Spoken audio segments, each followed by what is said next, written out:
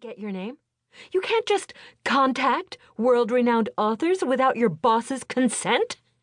She was red in the face, almost as red as the Chanel jacket she wore. Justin looked at the floor, hiding his grin. He always laughed when he was terrified. He sat down in a leather chair, resting his sweating palms on his thighs. There had to be an explanation. Think what connected him to this French writer. He had spent a year at NYU's Paris campus, but he never even read Valere Barbier's works while he was there. He had been too busy chasing French girls. Besides, Barbier had switched genres by then, infuriating his critics, but gaining even more readers. Clotilde had thought it a wild joke. "It looks so good on us," she laughed over beers in the Latin Quarter. "We French are such snobs, and Valere Barbier has shoved it back in our Gallic faces." She reached over and rubbed Justin's cheek. That part he remembered vividly. "You are such a cute little New Yorker," she said. "So cute, I am going to take you back to my flat tonight." "Clotilde," he said aloud. "What?" the publisher asked. "Who is Clotilde?" "Clotilde is a French girl I met while studying in Paris." Justin began to explain. It was the only connection he could think of. "She was writing a thesis on Barbier." "So what?" the publisher lashed out. "A lot of people have, at least until Barbier went off the rails." "Clotilde actually met him and did some secretarial work for him. And she sent me a weird email a few days ago. I didn't understand. Read it to me." Justin pulled out his cell phone and scrolled down until he found the email. He began reading, omitting the sexual banter at the beginning. "Justin, chérie, you will soon need to brush up on your knowledge of French wine.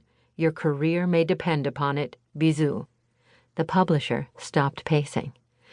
"That's Barbier, all right.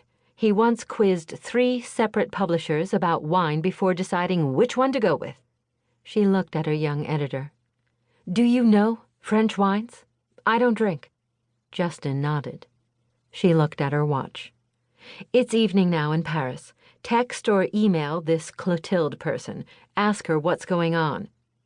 Justin ran through his contact list, amazed that he still had Clotilde's cell number. He sent her a text, and while they waited, he cruised his Facebook page and saw that he and Clotilde were friends.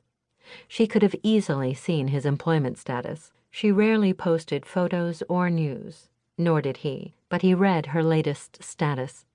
She now worked for Canal+, one of the big French television and film companies.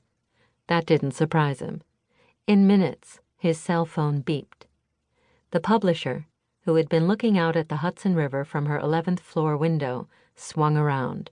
Justin read Clotilde's text, again omitting the sexual innuendo. "I'm still in contact with Valere Barbier, cher Justin. Ran into him the other day at work, and we had some mojitos together. Imagine, mojitos avec Barbier. Sounds like a film title, n'est-ce pas? He told me he is unhappy with his publisher, a big competitor of yours, and I gave him your name. He wants to write another book, an autobiography. Voila, I told him you love France." Justin paused and said, "True, and I love his new books." Then looked at the publisher and shook his head, grimacing. He silently finished reading the text. "La vie est belle. Ciao, darling. Trop cute." The publisher, meanwhile, sat down and folded her hands on her desk. "Well, that's that," she said. "Who's to argue with the great man?" To Justin's delight, she gave him permission to proceed. He got up and shook her hand, thanking her. She returned his handshake and smiled. "I was silly as an undergraduate." Justin looked at her, perplexed. "I, too, did a year in Paris, but I didn't have a love affair." Justin was still grinning when he got to the restaurant. He looked at his watch. 10 minutes early. Opened the heavy glass door and walked in. His publisher had booked the quietest table possible. Justin introduced himself to the hostess and followed